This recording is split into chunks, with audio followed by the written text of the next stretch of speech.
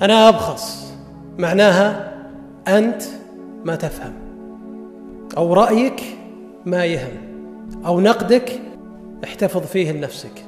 وهم أبخص معناها أنت خارج المعادلة أصلا.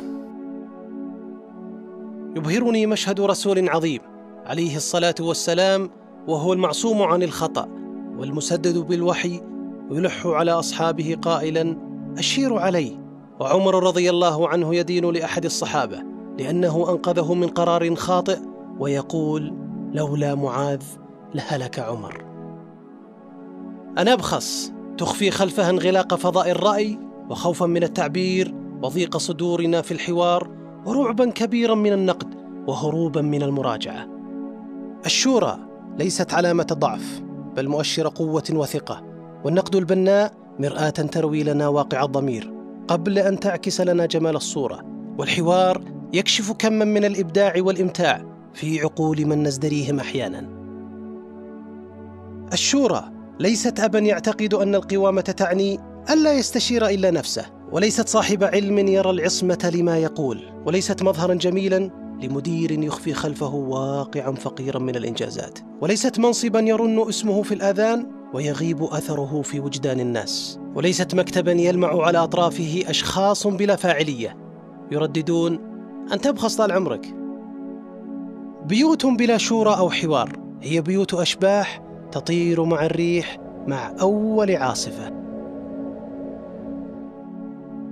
ومجتمعات لا تتحمل النقد ولا تطلب إلا المدح والتزلف هي أشبه بالقط الذي يرى نفسه في المرآة بصورة الأسد. المنصف يرى الواقع بلا مساحيق، يقيم العثرات بتجرد ويعزم على العلاج، لأن الواقع لا يتحمل رفض الآراء التي لا تروق لذواتنا المتضخمة. سادت الحضارة الإسلامية في الآفاق لأنها آمنت بقيمة وشاورهم في الأمر، وانطلقت من منصة ولقد كرمنا بني آدم.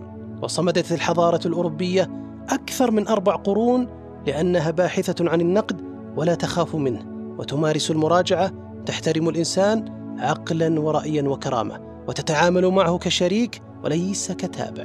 في دبي أكثر من 5000 فكرة إبداعية في جلسة عصف ذهني واحدة للمشاركة في صناعة نهضة وطن بأيدي أبنائه. المنتخب البرازيلي يفوز بكأس العالم عبر هدف حاسم صنعته 11 تمريرة ل8 لاعبين، وهنا روح الفريق تتجلى. في شركة تويوتا اليابانية تعقد حلقات النقاش ليس لمناقشة واقع الشركة فقط، بل لعلاج المشاكل العائلية للموظفين، لأنهم يعتبرون الإنسان استثمارهم الأول. في ماليزيا شارك الطلاب والجميع طوال 3 سنوات في صياغة رؤية ماليزيا المستقبلية 2020، حتى أن سائق التاكسي يحفظها عن ظهر قلب. يا صديقي، أنا بحاجتك لتكمل نقصي وتسدد رأيي وتصوب خطأي وتنصحني بلسان المحب وقلب المشفق، تدفعني إلى الأمام إذا تخاذلت وتفخر بي إذا حلقت. كلنا أبخص، لوحة ملهمة وقع عليها الجميع، تتعانق حولها الأيدي وتتصافح القلوب والأفكار. في أمان الله.